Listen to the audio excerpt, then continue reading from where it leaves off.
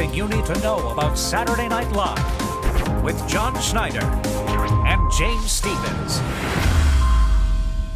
Welcome, everybody, to everything you need to know about Saturday Night Live. My name is John Schneider from the Saturday Night Network. And I'm James Stevens, and we're here to explore season by season the cast members, sketches, characters, and backstage stories that have made SNL a television institution. So welcome to everything you need to know about season 4 of Saturday Night Live.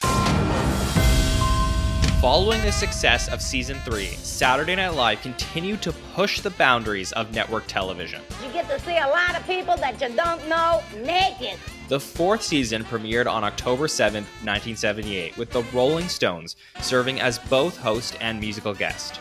We are welcomed with a new opening montage, a new home base set, and another change to Weekend Update. Dan Aykroyd, who had been my co-anchor person, has been kicked upstairs to station manager. Here are co-anchor persons Bill Murray and Jane Curtin. Rather than the Rolling Stones, then Mayor of New York City, Ed Koch, uses the monologue to present John Belushi with a certificate of merit. Is this it, this piece of paper here? I mean, isn't there a key to the city or something? Belushi's rise to fame will be a theme we'll see throughout this season. Fred Willard hosts the second show. I feel if you repeat yourself it's a sign of ignorance, and if I've said that once, I've said it 1,000 times. With musical guest Devo.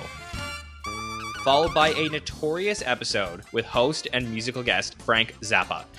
While it was known that Zappa was a fan of the show, his ego kept him from connecting well with the cast. Zappa mugged to the camera, overacted, and did nothing to hide that he was clearly reading from the cue cards. And remember, I'm reading this off these cards underneath this camera here. The episode also marks the first time we see John Belushi playing then NBC president Fred Silverman. I vowed that this network would undergo significant changes. Over the course of the season, Belushi's characterization of Silverman would become more direct and mean-spirited, something that would ultimately hinder the relationship between the show and the head of the network. Today, I am naming Gary Coleman as my new chief assistant with the title of Executive Vice President of NBC. We return to normalcy with Steve Martin returning for his 6th hosting appearance. There's a clamp on my head?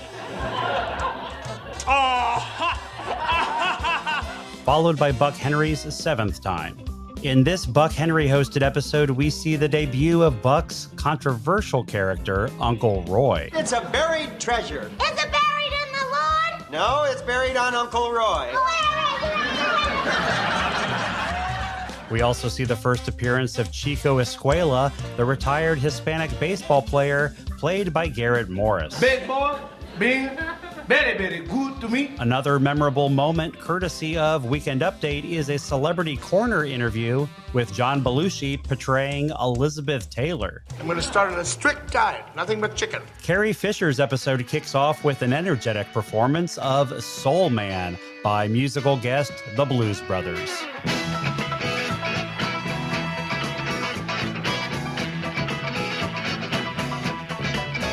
Walter Matthau would host the first show of December, which ended up being an odd show all around. For starters, we are without an official musical guest, though we are treated to an operatic performance by Garrett Morris singing Dalla Sua Pace from Mozart's Don Giovanni.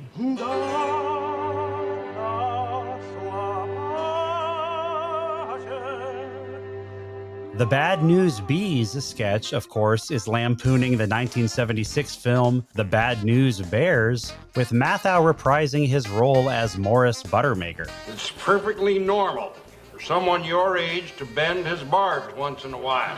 This would mark the final appearance of the Bees. Eric Idle's return to the show featured many memorable sketches, including a monologue where the writers were too stoned to deliver the script on time. Actually, the writers are working on it at the moment, just right now. I think the thing is they take too many drugs. Has anybody got the opening monologue? Dan Aykroyd's Julia Child sustaining an injury. Oh! Now I've done it. I've cut the dickens out of my finger. Well, I'm glad in a way this happened. You know, accidents do happen. And Gilda Radner's intense but troubled punk rocker Candy Slice.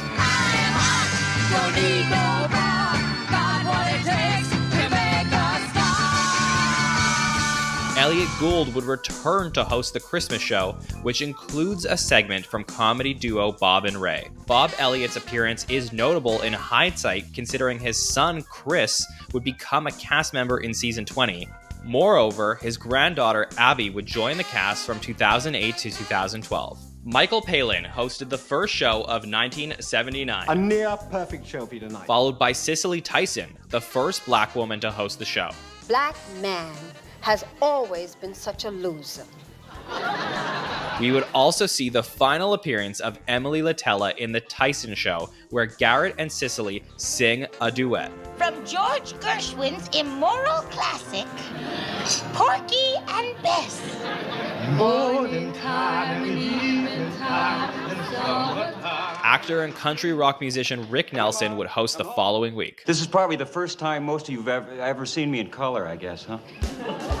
Hello, angels. Are you familiar with NBC's Saturday Night Live? I used to watch it, but it went downhill after Chevy Chase left. Charlie's Angels star Kate Jackson's episode was notable because of how under the weather John Belushi was during the show. We need to get one of you people inside that show. His hoarse voice and pale skin made everyone worried that he wasn't going to make it through the live show, in which he was regulated to one role, playing NBC's president Fred Silverman in a runner throughout the night. NBC could be the network that puts these programs on the air. Nah, I don't. Gary Busey hosted the following week and allegedly disappeared right before airtime, but made it back with seconds to spare. We also had another Celebrity Corner segment on Weekend Update, this time Bill Murray interviewing the recent widowed Mrs. Ed, a real horse being voiced and ad-libbed by Gilda Radner. I'm so sorry that we had to meet under these circumstances. Margot Kidder's show resulted in a classic Dan Aykroyd role. You're spending the night with Fred Garvin, male prostitute. Off shooting the film 1941, John Belushi is notably absent from the Richard Benjamin show. Live is really live, let me tell you. The episode gives us one of the longest sketches in the history of Saturday Night Live. The Pepsi Syndrome. A parody of the 1979 thriller The China Syndrome, and airing the Saturday following the 3 Mile Island meltdown. Were there any soft drinks in the control room? Okay, you got me. The sketch depicts the events following a spilled cola on the control panel of a nuclear power plant. Well, I'd like to go in and check it out. Aykroyd, playing President Carter, goes to inspect the core, but not without consequences. The president is 100 feet tall. No, absolutely not. Is the president 90 feet tall? No comment. Mrs. Carter, it's difficult to comprehend just how big he is, but to give you some idea, we've asked comedian Rodney Dangerfield to come along today to help explain it to you. He's big, I'll tell you that, boy. Well, 2 girls make love to him at the same time and never meet each other. I have nothing against nuclear power, honey. It's the best thing that ever happened to me. Trouble returns to the show as Milton Berle arrives and takes over the process of making an SNL episode. Which joke are you working on back there? It's the black guy, huh? You're lucky, pal. You can walk home alone at 3 in the morning. Milton planned ad-libs during his monologue, mugged the camera in several sketches, and planted people in the audience to give a standing ovation after his performance of September Song. Berle's behavior that week had proclaimed himself as one of the worst hosts in the show's history, and that episode would not be rerun for several decades. After that, friend of the show Michael Palin returns to host, followed by Maureen Stapleton hosting the penultimate episode. For an elderly person like me, to be with such young blood is terrific. Buck Henry returns to close out the season. Yo ho ho and a bottle of rum! With musical guest Bette Midler, where we see the final appearance of the Olympia Cafe. Is this the first time you've ever had a fire in your restaurant? No, about 5 years ago, I had one when I was with another insurance company. This wasn't the only final appearance we would get in that episode. Over the summer, John Belushi decides to move on from SNL and focus on making films. While everyone else planned to stay another year, one cast member was still on the fence. Dan Aykroyd ultimately decided very close to the beginning of season 5 to leave the show and focus on filming The Blues Brothers with John Belushi. We're on a mission from God. Lorne Michaels now has to find replacements for his 2 departing stars. The 4th season of SNL brings us a nice change of pace from the first 3 seasons. This experience has not changed my commitment to nuclear power. Sketches become more experimental and evolve into mini epics, highlighting the imaginative atmosphere of the writing room. So if you have any impressionable children who are asleep, wake them up, please. The past 3 years also prepared the cast and writers for dealing with notorious hosts like Frank Zappa and Milton Berle. What the hell? The Hollywood bug catches up with John Belushi, and the idea that SNL is the top priority erodes away. As we look ahead to season 5, the season most people consider the end of an era, the major question is, what does the show look like without John and Danny? Can Jane, Gilda, Lorraine, Garrett, Bill, and many new cast members keep up the momentum of the previous seasons? What is that bewitching scent you're wearing?